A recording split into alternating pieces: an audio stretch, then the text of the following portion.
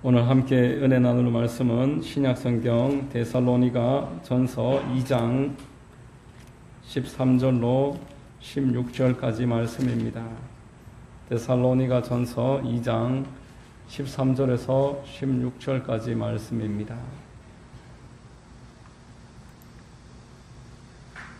찾으셨으면 데살로니가 전서 2장 13절로 16절 제가 봉독하겠습니다. 이러므로 우리가 하나님께 끊임없이 감사함은 너희가 우리에게 들은 바 하나님의 말씀을 받을 때에 사람의 말로 받지 아니하고 하나님의 말씀으로 받음이니 진실로 그러하도다. 이 말씀이 또한 너희 믿는 자 가운데서 역사하느니라.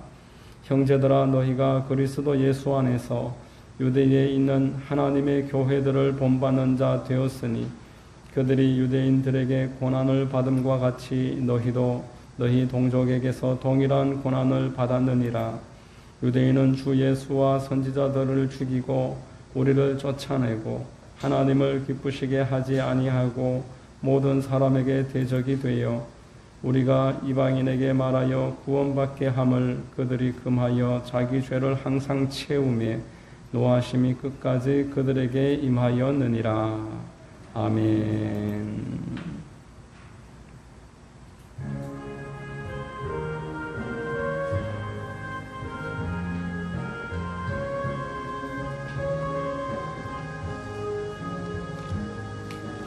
예수 우리 왕이여, 이곳에 오셔서 우리가 왕께 드리는 영광을 받아 주소서. 우리는 주님의 백성, 주님은 우리 왕이라.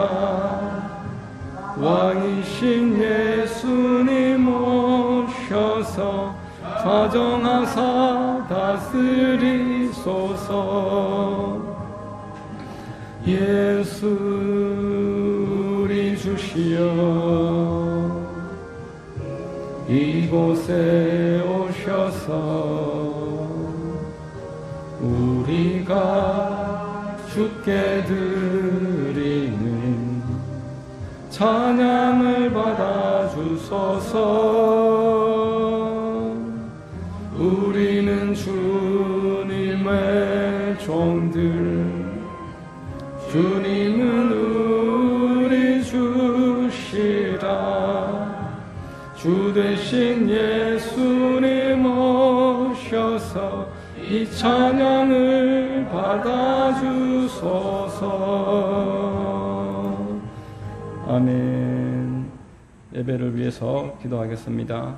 사랑과 은혜가 충만하신 참 좋으신 하나님, 지난 한 주간도 저희들 눈동자 지키듯이 지켜주시고 귀하고 복된 주일 허락하셔서 하나님을 찬미하고 예배하게 하심을 감사합니다.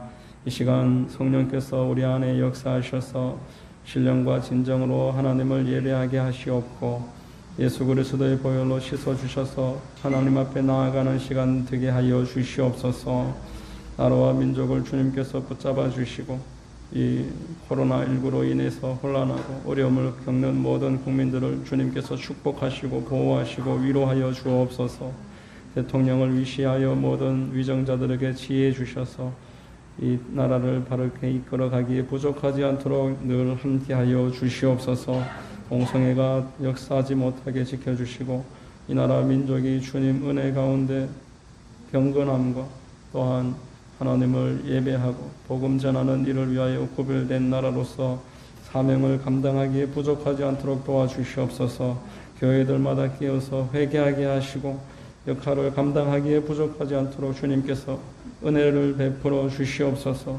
주의 종들이 회개하게 하시고 성도들 빛과 소금의 역할을 사회 곳곳에서 감당하는 나라가 되도록 우리 땅의 교회들을 붙잡아 주시옵소서. 북녘 땅의 동포들을 긍휼히 여기시고 복음 안에서 통일을 이루고 자유와 번영을 누리고 하나님의 나라를 세우기에 함께 동력하는 한민족으로 회복되게 하여 주시옵소서. 좋으신 아버지 하나님, 이 험한 땅에 아버지 하나님 교회를 세우시고 우리 하만 순복음 교회를 통해서 주님 예비하신 일들이 있는 줄로 믿사오니 이 일을 감당하도록 말씀과 기도로 거룩하게 구별하여 주시고 하나님의 뜻을 분별할 줄 아는 능력과 지혜와 명철이 있게 하여 주시옵소서. 우리 성도님들을 축복해 주시고 영육간에 강건하게 하여 주시옵소서. 질병을 고쳐주시고 가족 구원을 이루게 하여 주옵소서. 염려 근심 두려움이 사라지고 하나님 은혜 위에 강건하게 서게 하여 주시옵소서. 좋으신 하나님, 오늘 말씀을 전하며 예배를 주님께서 받으시고 우리에게 꼭 필요한 은혜의 말씀이 증거되게 하여 주시옵소서. 예배의 시종을 주님께서 주관하여 주시고 하나님 은혜가 넘쳐 흐르게 하여 주옵소서. 모든 것을 믿고 감사드리오며 거룩하신 우리 구주 예수님의 이름으로 기도드리옵나이다. 아멘.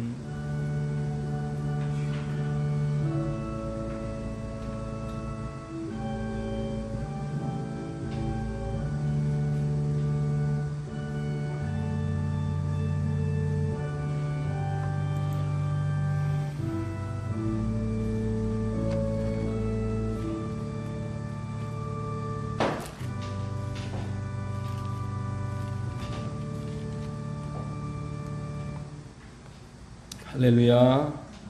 주일 오전 예배 나오신 여러분들을 주님 이름으로 환영하고 축복합니다. 우리 옆에 있는 분과 한번 인사하시겠습니다. 참 잘 오셨습니다.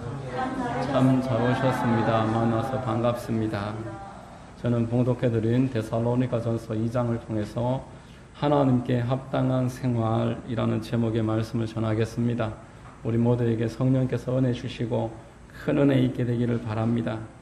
사도 바울이 교회를 박해하는 것을 하나님 위함으로 알고 있을 때에도 전심으로 교회를 박해했었는데 다메섹 도상에서 예수님을 만난 다음에는 그것이 잘못되었음을 깨닫고 인생의 방향을 180도로 전환했습니다. 그때부터 바로 가는 곳곳마다 복음을 전했고 교회를 세웠습니다. 그는 복음을 위해서라면은 고통당하는 일, 자기 생명마저도 전혀 아까웠다고 여기지 않을 만큼 그렇게 열정으로 충만했습니다.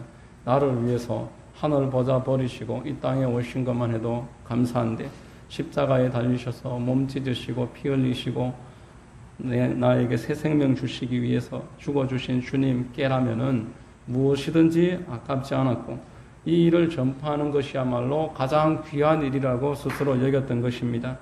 데살로니가전서 2장 2절에 보면은 너희가 아는 바와 같이 우리가 먼저 빌립보에서 고난과 능력을 당하였으나 우리 하나님을 힘입어 많은 싸움 중에 하나님의 복음을 너희에게 전하였노라 라고 말했습니다. 사도 바울은 값없이 복음을 전했습니다.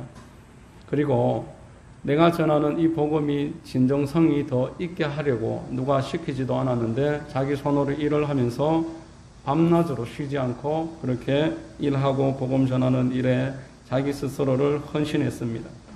이 사도 바울에게 한 가지 바람이 있었다라면은 나를 통해서 복음을 듣는 이 모든 백성들이 하나님의 자녀들이 합당한 하나님의 자녀로 삶이 변화되는 것이었습니다. 오직 세상을 향해서만 쫓아가던 그 발걸음을 복음으로 말미암아 세워서 삶의 목적이 하나님을 기쁘시게 해드리는 일로 변화되는 것이야말로 바울이 기뻐하는 유일한 소망이었습니다. 그래서 고린도전서 11장 1절에 보면은 내가 그리스도를 본받는 자가 된 것 같이 너희는 나를 본받는 자가 되라 이렇게 말했습니다.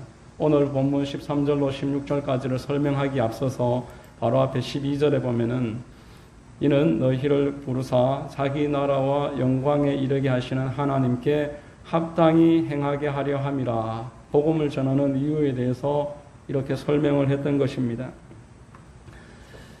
오늘 본문 말씀은 데살로니가 교회가 하나님께 합당한 생활을 했음에 대해서 설명하고 있습니다. 몇 가지로 설명을 드리겠습니다. 첫 번째는 하나님의 말씀을 하나님의 말씀으로 받았습니다. 오늘 본문 13절 같이 한번 읽어보겠습니다. 시작. 이러므로 우리가 하나님께 끊임없이 감사함은 너희가 우리에게 들은 바 하나님의 말씀을 받을 때에 사람의 말로 받지 아니하고 하나님의 말씀으로 받음이니 진실로 그러하도다. 이 말씀이 또한 너희 믿는 자 가운데서 역사하느니라. 하나님의 말씀을 하나님의 말씀으로 받는다는 게 무엇이겠습니까? 똑같은 하나님의 말씀이 전해져도 어떤 사람은 그 말씀을 하나님의 말씀으로 받아들이고 어떤 사람에게는 그 말씀이 하나님의 말씀이 되지 못한다라는 것입니다. 에덴 동산에서 아담과 하와에게 선악과를 먹지 말라고 했을 때 아담과 하와가 선악과를 따먹은 것은 하나님의 말씀을 하나님의 말씀으로 받지 않은 것입니다.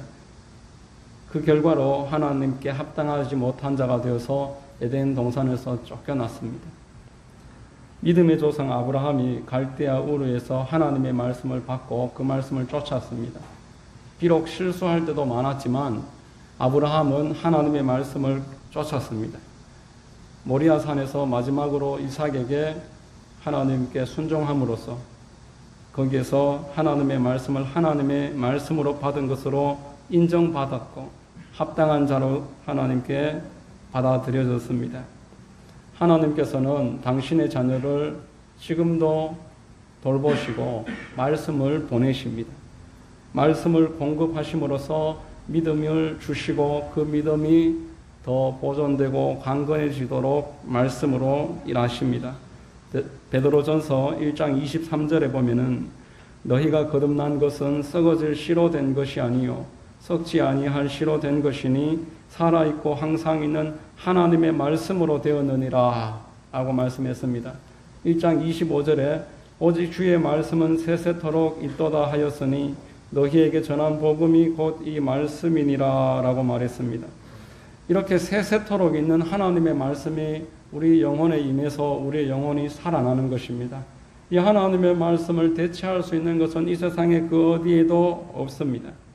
이 말씀을 하나님의 말씀으로 받는 자, 이것을 하나님이 중요하게 여기시는데 중요한 것은 이 말씀을 전하는 통로가 우리와 똑같은 사람이다라는 것입니다. 천사가 와서 아니면은 늘 환상으로 우리에게 말씀을 전해주시면은 별 문제가 없을 텐데 우리와 별반 다르지 않은 사람을 통해서 말씀을 전하시기 때문에 하나님이 전달하시기 때문에 그래서 거기에는 하나님의 말씀으로 받지 못하는 그러한 결과들이 일어나게 된다라는 것입니다. 베드로전서 1장 12절에 이 섬긴 바가 자기를 위한 것이 아니요 너희를 위한 것임이 계시로 알게 되었으니 이것은 하늘로부터 보내신 성령을 힘입어 복음을 전하는 자들로 이제 너희에게 알린 것이요 천사들도 살펴보기를 원하는 것이니라. 하나님이 복음을 전하실 때 그 사람에게 성령을 부어주셔서 그 성령의 힘으로 복음이 증거된다는 것을 말하고 있습니다. 인간의 지혜가 아무리 탁월하다고 할지라도 혈력이 없으며 하나님의 말씀이 전달될 때는 오직 성령께서 역사하실 때에만 혈력이 나타난다라고 하는 것입니다. 고 김선영 목사님이 예수님을 처음 믿게 될 때 겪었던 간증을 들은 적이 있습니다. 어느 날 환상을 보는데 예배 장면입니다. 예배를 드리는데 이 예배 드리는 한쪽에 예수님이 서 계십니다. 예수님이 설교하는 설교자의 입에 계속 말씀을 집어넣으십니다. 그리고 그 설교자는 자기가 준비한 설교지만 주님이 주시는 말씀이 입에서 계속 선포가 되는데 이 말씀이 공중에서 때때로 흩어져 버립니다. 가만히 살펴보니까 그 말씀을 듣는 사람의 마음이 닫혀 있을 때 이 말씀이 전달되지 못하고 흩어지는 겁니다. 그런데 유독 아멘 아멘 화답하는 사람에게는 진공청소기가 먼지를 빨아들이듯이 그 말씀이 쏙쏙 다 새겨 들어가는 것을 그 환상을 통해서 보면서 예배가 예수님을 만나는 시간이요 예수님으로부터 말씀을 공급되는 시간이구나 그렇게 깨닫고 예배를 드리면서 기도하면서 예수님을 만난 그 간증을 하는 것을 들어봤습니다. 여러분 오늘 13절이 우리에게 무엇을 말하고 있습니까? 너희가 우리에게 들은 바 하나님의 말씀을 받을 때에 사람의 말로 받지 아니하고 하나님의 말씀으로 받음이니 진실로 그러하도다. 이 말씀이 또한 너희 믿는 자 가운데서 역사하느니라 라고 하십니다. 하나님의 말씀이 전해질 때 그 말씀을 하나님의 말씀으로 받아들이는 자에게는 그 말씀을 하나님께서 실행에 옮기시겠다라는 것입니다. 같은 말씀이 증거될 때에도 그 사람의 마음이 어떠냐에 따라서 그 말씀이 하나님의 말씀이 될 수도 있고 그 말씀이 하나님의 말씀이 되지 못할 수 있다라는 것을 말하는 것입니다. 예수님이 이 땅에 계셨을 때에 세리와 창기들과 죄인들을 대하실 때는 그들이 겸손한 마음으로 주님께 마음을 조아릴 때 한없이 따뜻하게 대하셨습니다. 그러나 바리새인들과 서기관 그리고 제사장 그룹이 와서 냉담하게 예수님을 파악하려고 할 때는 똑같은 태도로 대하셨습니다. 히브리서 4장 12절에 하나님의 말씀은 살아있고 활력이 있어 좌우에 날선 어떤 검보다도 예리하여 혼과 영과 및 관절과 골수를 찔러 쪼개기까지 하며 또 마음의 생각과 뜻을 판단하시나니 라고 말씀하십니다. 하나님 말씀은 죽은 문자가 아니라 지금도 살아 운동력 있는 하나님의 생생한 말씀이라는 것을 믿으시기를 바랍니다. 여러분, 우리가 지금까지 하나님의 말씀을 얼마나 많이 들었습니까? 그러나 이 하나님의 말씀이 얼마나 나에게 살아 운동력 있는 능력의 말씀으로 나에게 영향을 끼쳤습니까? 저는 지금까지 신앙생활을 하면서 성도님들을 보면서 하나님의 말씀을 대하는 태도가 그의 신앙의 진면목임을 수차례 봤습니다. 말씀을 들을 때 연약한 나와 똑같은 인간이 하는 그러한 말로 받을 것이 아니라 하나님께서 그를 통해서 나에게 지금 말씀하신다고 받을 때에 그 마음 가운데 그 믿음을 보시고 하나님이 그에게 말씀으로서 꼭 필요한 말씀을 듣게 하시고 시적절한 응답을 겪게 하실 줄로 믿습니다. 데살로니가 교인에게 그 두 번째로 오늘 어떤 합당한 모습이 있었냐 하면은 고난을 받을 때 인내했습니다. 14절, 본문 14절 같이 한번 읽어보겠습니다. 시작. 형제들아 너희가 그리스도 예수 안에서 유대에 있는 하나님의 교회들을 본받는 자 되었으니 그들이 유대인들에게 고난을 받음과 같이 너희도 너희 동족에게서 동일한 고난을 받았느니라. 당시의 교회들은 고난 가운데 있었습니다. 유대 가운데 있는 교회들은 유대 가운데 있는 교회대로 유대교에 의해서 핍박을 받았습니다. 유대인들은 할례 받는 것이 중요했고 모세의 율법을 지켜야 구원받는다는 것이 핵심인데 예수 그리스도의 복음에 의해서 값없이 구원을 받으며 할례나 무할례나 중요하지 않다고 가르치는 이 복음이야말로 유대교와는 양립할 수 없는 조건이었습니다. 이방에 세워진 교회들은 그 교회 나름의 핍박이 또 있었습니다. 2차 선교 여행을 할 때 사도 바울이 이제 마게도냐로 건너갔습니다. 그곳에서 고린도와 에베소와 또 아테네 이 등등의 수많은 도시에는 지금도 마찬가지지만 우상의 신전들이 가득 있었습니다. 사도 바울 당시에 그 땅 가운데는 우상 그 신상을 만드는 사람들 그리고 우상 그 신상 앞에 제물을 바치는 그 축산업자들, 도매업자들 그리고 우상 숭배에 빠지지 않는 술과 또 매춘부들 그 사람들로 그 지역이 그 경제가 축을 담당할 만큼 경제의 한 축을 담당할 만큼 성황을 이뤘다고 합니다. 그들에게 있어서 사도 바울의 복음 전파는 자신들의 생계를 위협하는 일이었습니다. 그래서 집단으로 폭행하는 일들이 계속 일어났던 것입니다. 디모데후서 3장 12절에 보면은 무릇 그리스도 예수 안에서 경건하게 살고자 하는 자는 박해를 받으리라. 경건이라는 말은 깊이 공경하고 삼가서 행동한다라는 뜻입니다. 예수님을 깊이 공경하고 삼가해서 행동을 할 때에 반대자들의 저항을 피할 수 없다라는 것입니다. 예수님도 똑같은 말씀을 하셨습니다.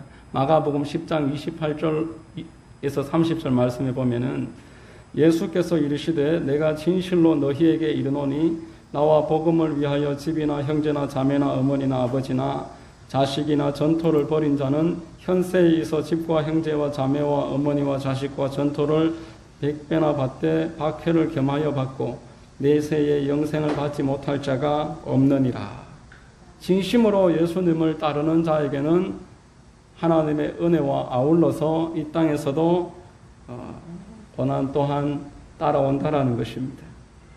여러분, 그리스도인들에게 왜 고난이 있겠습니까? 그리스도인들에게 대적자가 있기 때문입니다. 마귀가 우리를 대적하고 있기 때문이고 또 우리 육신이 연약하기 때문에 그렇습니다. 욥에게 마귀가 하나님을 도전했습니다. 욥이 당신을 따르는 것은 축복해 주셨기 때문이 아니겠습니까? 재산도 뺏고 자식도 뺏고 건강도 한번 빼앗아 보십시오. 이렇게 도전을 해서 욥이 그 시험을 당했던 것입니다. 다니엘이 하나님만 두려워하고 기도하는 일을 끝까지 포기하지 않았을 때 마귀는 이 다니엘을 사자굴 속으로 던져 넣었습니다. 이 일을 겪어야만 했습니다. 아브라함이 하나님보다 이삭을 정말 더 사랑하는지 그 마음을 확인시켜 드리는 시험을 받아야만 했습니다. 여러분, 고난이 있지만 이 고난을 우리가 정말 그 정체를 알게 되면은 전혀 두려워할 필요는 없습니다. 로마서 8장 17절로 18절, 우리 17절 18절 같이 한번 읽어보겠습니다. 시작. 자녀이면 또한 상속자 곧 하나님의 상속자요 그리스도와 함께한 상속자니 우리가 그와 함께 영광을 받기 위하여 고난도 함께 받아야 할 것이니라. 생각하건대 현재의 고난은 장차 우리에게 나타날 영광과 비교할 수 없도다. 내가 그리스도 안에서 하나님의 상속자가 되어서 지금 고난을 받는 것이라면은 전혀 두려워할 이유가 없다라는 것입니다. 왜냐하면은 장차 내가 얻게 될 전체 영광 총량과 비교해서 볼 때에 지금 내가 겪는 고난 이것은 대단히 작은 것이다라는 것입니다. 여러분, 예를 이렇게 한번 들어보겠습니다. 아버지가 100억짜리 빌딩을 건물 유산으로 남겼습니다. 그런데 이 아버지가 한 5억 원 정도의 은행 대출 빚이 있었습니다. 어떤 사람이 그 5억의 빚 때문에 100억짜리 빌딩을 포기할 사람이 누가 있겠습니까? 이게 지금 당장 현찰은 아니지만 빌딩이 그 값어치가 수십 배에 달하기 때문에 그 빌딩을 포기할 사람이 없을 것입니다. 현재의 고난과 하나님이 우리에게 주실 전체 영광의 총량이 이것과는 도무지 비교할 수 없을 만큼 큰 차이가 있다라는 것입니다. 그러므로 우리가 이 고난에 대해서 이 하나님이 주시는 고난에 대해서 허락하시는 그 고난에 대해서 깨달으면은 두려워할 이유가 없습니다. 오히려 믿음이 있는 사람에게 고난은 감사의 제목인 줄로 믿습니다. 하나님은 감당할 수 있는 만큼의 고난을 허락하시겠다고 말씀을 하셨습니다. 고린도전서 10장 13절에 사람이 감당할 시험 밖에는 너희가 당한 것이 없나니 오직 하나님은 미쁘사 너희가 감당하지 못할 시험 당함을 허락하지 아니하시고 시험 당할 즈음에 또한 피할 길을 내사 너희로 능히 감당하게 하시느니라. 내가 감당할 수 없는 시험은 애시당초 허락되지 않음을 믿으시기를 바랍니다. 여러분, 아브라함이나 되니까 그 자식을 산에 올라가서 번제로 드리라고 하지, 여러분에게 제게 자식 번제로 드리라고 하면은 그 시험 감당해내겠습니까? 아무도 감당할 수가 없습니다. 욥이나 되니까 재산 다 빼앗기고 건강 다 빼앗기고 10자녀 다 잃고 부인까지 욕하면서 떠난 상황에서 하나님께 원망하지 않고 믿음 지킬 수 있었지, 우리가 건강 잃고 재산 잃고 처자식 다 잃어버리면은 어떻게 감당하겠습니까? 하나님께서 욥도 감당할 수 있을 만하니까 그에게 그렇게 감당하게 하셨고 피할 길을 내셨고 갑절로 갚아주셨습니다. 모든 것에 대해서 갑절로 욥기 마지막 절에 보면은 하나님이 다 갚아주십니다. 자녀는 열을 잃었는데 10자녀를 하나님이 갚아주시는데 이게 왜 이거는 갑절 아니냐 하니까 천국에 10명이 있기 때문에 그것 또한 갑절이다. 그렇게 이야기하시는 것을 들어봤습니다. 여러분, 하나님은 우리가 감당할 수 있는 것만 허락하심을 꼭 기억하시기를 바랍니다. 고난은 반드시 유익으로 귀결됩니다. 나는 고난을 받았기 때문에, 우리가 고난을 받았기 때문에 겸손해질 수가 있고 고난을 받았기 때문에 말씀과 기도의 사람이 될 수가 있습니다. 그래서 시편 기자는 고난 당한 것이 내게 유익이라 이렇게 말씀을 했습니다. 또 고난을 통해서 내가 주의 말씀을 지킬 수 있게 되었습니다 라고 시편 119편 67절과 71절에서 우리에게 고난의 유익에 대해서 노래했던 것입니다. 여러분 모두에게 이 하나님의 고난이 올바로 깨달아져서 고난을 통해서 더 성숙해지고 은혜가 충만해지는 은혜가 있게 되시기를 바랍니다. 세 번째로 이 데살로니가 교회는 자신이 받은 복음을 전파하는 일에 함께 참여했습니다. 우리 16절 말씀, 본문 16절 같이 한번 읽어보겠습니다. 시작. 우리가 이방인에게 말하여 구원받게 함을 그들이 금하여 자기 죄를 항상 채우며 노하심이 끝까지 그들에게 임하였느니라. 복음 전파야말로 하나님의 뜻이고 하나님을 기쁘시게 해드릴 수 있는 첩경입니다. 반대로 오늘 본문에서 이야기하듯이 복음 전파를 금하고 가로막는 일은 하나님의 진노를 불러오는 일이다라는 것입니다. 데살로니가 교회가 복음 전파하는 일에 열심을 내고 함께 참여했던 것은 사도 바울의 그 복음 전파를 자신들이 친히 경험했기 때문입니다. 9절 말씀을 보면은 데살로니가전서 2장 9절에 형제들아 우리의 수고와 애쓴 것을 너희가 기억하리니 너희 아무에게도 폐를 끼치지 아니하려고 밤낮으로 일하면서 너희에게 하나님의 복음을 전하였노라. 이 일이 얼마나 중요했는지 사도 바울은 밤낮을 여기에 생명을 걸었습니다.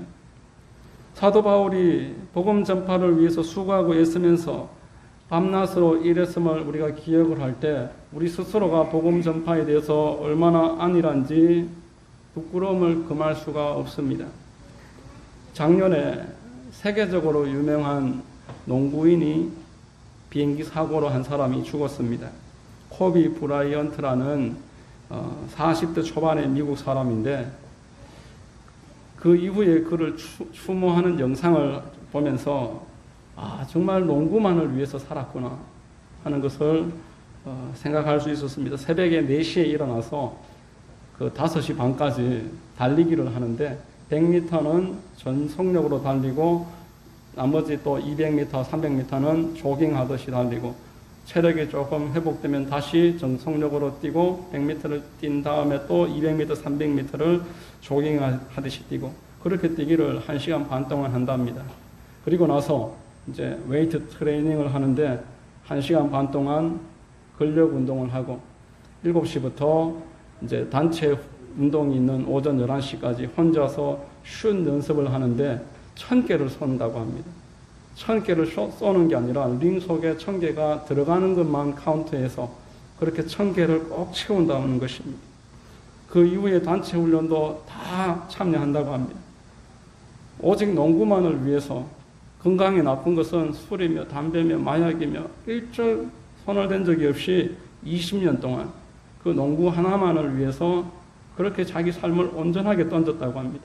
미국의 NBA 선수 가운데에 그렇게 체육관에서 살다시피 하는 사람들이 몇 명 있는데 그 가운데서도 코비 브라이언트는 독사라는 그런 별명이 있을 만큼 농구에 완전히 빠져 살았다고 합니다. 농구가 과연 뭐길래 인생을 그렇게까지 쏟아부었을까 생각을 하다가 그가 부귀영화와 명예를 얻었겠지만 78년생이 작년에 그렇게 운명을 달리했으니까 40대 초반에 그렇게 생을 끝내면서 만일 그가 예수님을 믿지 않는 사람이었다라면은 지금 그의 지금 운명이 어찌 되었을까? 지금도 자신의 지난 삶을 만족하고 있을까? 그런 안타까운 생각을 하면서도 그의 열정만은 참 본받아야 되겠다. 그렇게 생각을 했습니다. 여러분, 만일 누군가가 하나님께 합당한 그리스도인의 생활이 무엇인지 한 가지만 꼽아서 알려달라고 말한다면은 저는 복음 전하는 생활이라고 단언해서 말할 수 있습니다. 예수님의 생활은 오로지 복음 전하는 일에 초점이 맞춰져 있었습니다. 공생의 기간 가운데서 사람들이 자신을 찾아올 때에도 복음 전하기 위해서 다른 마을로 계속 이동하면서 복음을 전했습니다. 제자들을 훈련할 때도 복음 전하는 훈련을 빠뜨리지 않고 늘 거기에 초점이 맞춰져 있었습니다. 마지막 승천하실 때에도 제자들에게 너희는 온 천하에 다니며 만민에게 복음을 증거하라. 이렇게 유언을 하셨을 정도였습니다.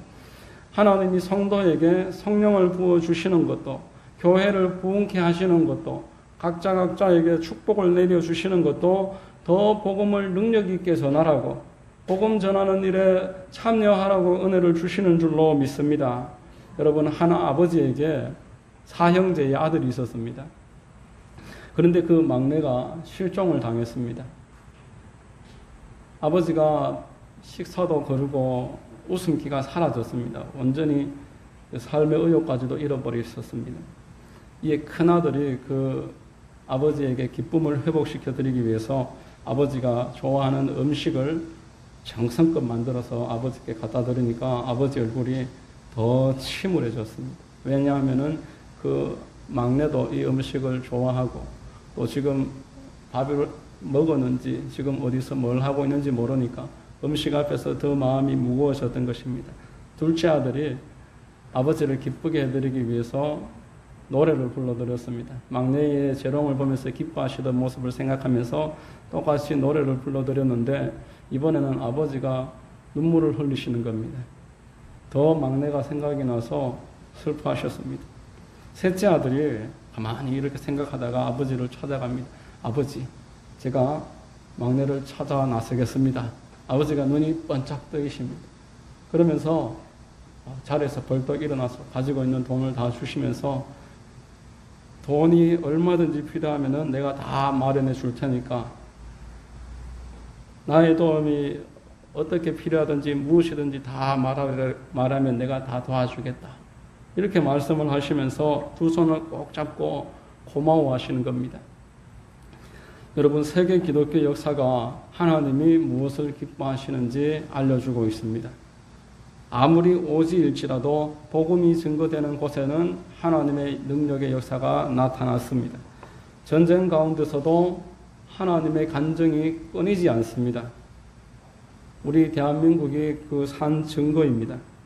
그러나 복음이 증거되지 않는 나라에는 더 이상 하나님이 역사하시지 않습니다.